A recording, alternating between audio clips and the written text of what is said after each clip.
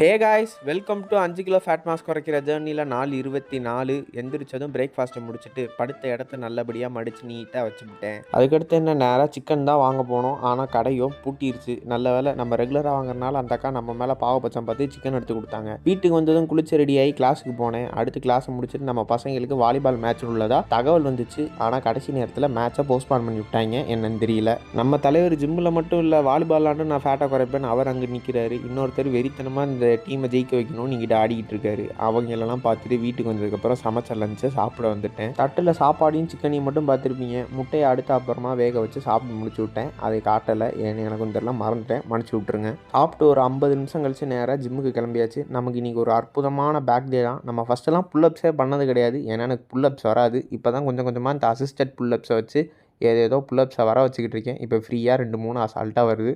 போக போக ஈஸியாக பணம் நடிக்கிறோம். புல்லப்ஸ் கதையை பேசினதெல்லாம் முக்கால்வாசி ஒர்க் அவுட்டே நான் முடிச்சு விட்டேன். பேக்கு பைசெப்ஸ் எல்லாம் தனித்தனியாக போட்டு முடிச்சுட்டு ஜிம்மையே நம்மளாம் பூட்டிட்டு வீட்டுக்கு வந்து டின்னரையும் அதே மாதிரி சாப்பாடு சிக்கன் முட்டைன்னு வச்சு இதோட அந்த நாளை முடிச்சுக்கிறேன். புதுசாக யாராச்சும் பார்க்கணுன்னா ஃபாலோ பண்ணிக்கோங்க. Bye guys.